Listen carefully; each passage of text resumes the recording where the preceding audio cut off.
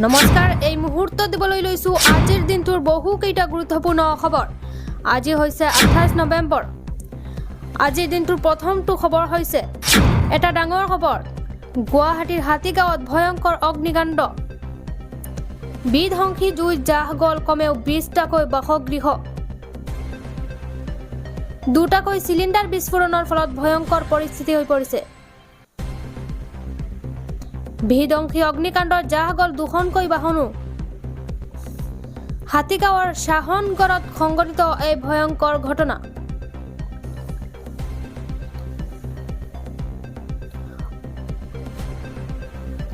অগ্নি নিৰ্বাপকৰ দল উপস্থিত হৈ নিয়ন্ত্ৰণ কৰে এই জুই।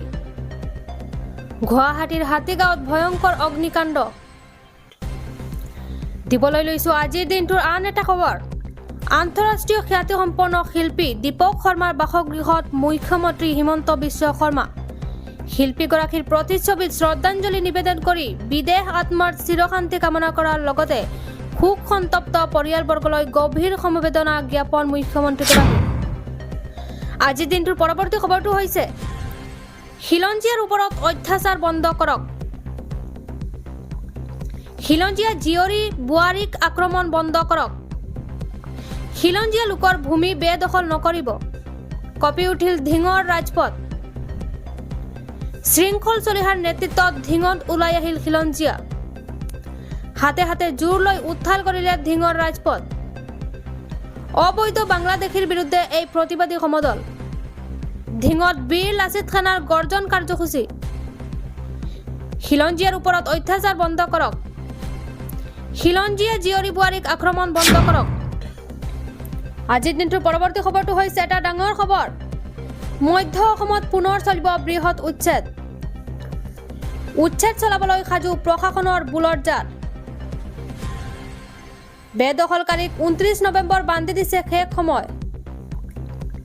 975 হেক্টৰ চৰকাৰী ভূমিৰ চলিব উচ্ছেদ। বেদখলকৃত ভূমি ত্যাগ কৰিবলৈ মাইক যোগে ঘোষণা প্ৰশাসনৰ। শ শ পৰিয়াললৈ উচ্ছেদৰ জাননী প্ৰশাসনৰ। নগাঁও জিলাৰ কামপুৰ লুটুমাৰী বনাঞ্চলত হ'ব উচ্ছেদ। বন বিভাগৰ বেদখলকৃত ভূমিত উচ্ছেদ চলাব প্ৰশাসনে। জাননী জাৰিৰ এটা মাহ পাৰ হোৱাত উচ্ছেদ চলাবলৈ সাজু। ইতিমধ্যে বেদখলকাৰীয়ে নিজেই ঘৰ ভাঙি এৰিছে সেই স্থান।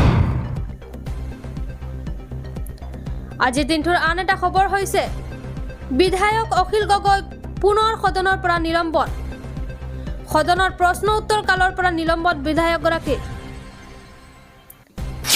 আজিৰ দিনটোৰ আন এটা খবৰ হৈছে পুনৰ মুখ্যমন্ত্ৰী হলে অসমত UCC আনিব হিমন্ত বিশ্ব শৰ্মাই। 26ত অসমত বলবৎ কৰা হ'ব বহু বিতৰ্কিত UCC। পুনৰ মুখ্যমন্ত্ৰী হলে অসমত UCC আনিব হিমন্ত বিশ্ব শৰ্মাই। পুনৰ মুখ্যমন্ত্ৰী হলে অসমত আনিম UCC। মোক যিমান পাৰে ৰখাই লওক, নহলে UCC আহিবই। নতুন কাৰ্যকালৰ প্ৰথম সদনতে আনিম UCC। সন্তান জন্ম দিব নোৱাৰিলে পুৰুষে দ্বিতীয় বিবাহ কৰাটো মহিলাৰ বাবে অপমান, এনেদৰে মন্তব্য কৰিছে ডক্টৰ হিমন্ত বিশ্ব শৰ্মাই। মহিলাৰ বিবাহৰ বয়সক লৈও ডাঙৰ ঘোষণা মুখ্যমন্ত্ৰীৰ।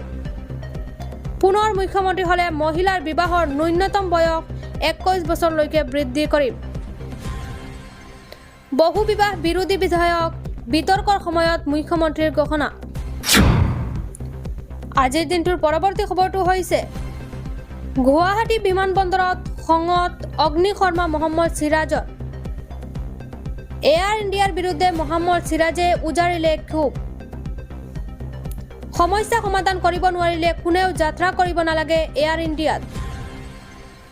গুৱাহাটীৰ পৰা হায়দৰাবাদলৈ যোৱা বিমান পলম হোৱাত ক্ষোভ ক্ৰিকেটাৰগৰাকীৰ। 4 ঘণ্টা পলম হোৱাত ক্ষোভিত হৈ পৰিল মহম্মদ সিৰাজ। এয়াৰ ইণ্ডিয়াই ক্ৰিকেটগৰাকীক কোনো ধৰণৰ আপডেট নিদিয়াৰ অভিযোগ। কোনো বৈধ কাৰণ নোহোৱাকৈ বিমানৰ উৰণ বিলম্ব কৰাৰ অভিযোগ। ছচিয়েল মিডিয়া যোগে ক্ষোভ টিম ইণ্ডিয়াৰ তাৰকা ক্ৰিকেটগৰাকীৰ। আজিৰ দিনটোৰ পৰৱৰ্তী খবৰটো হৈছে এটা ডাঙৰ খবৰ। ভয়ংকৰ বান আৰু ভূমিস্খলনৰ ফলত হাহাকাৰ অৱস্থা। বান আৰু ভূমিস্খলনত কমেও 56জনকৈ লোকৰ মৃত্যুৰ খবৰ।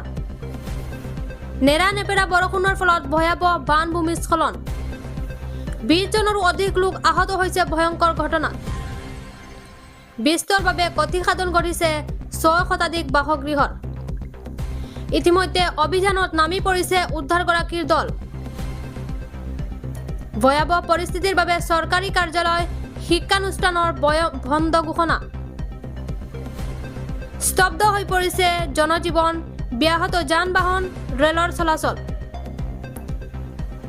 গছ উভালি পাহাৰৰ মাটি খহি পৰাত জটিল পৰিস্থিতি চুবুৰীয়া ৰাষ্ট্ৰ শ্ৰীলংকাত সংঘটিত হৈছে এক ভয়ংকৰ ঘটনা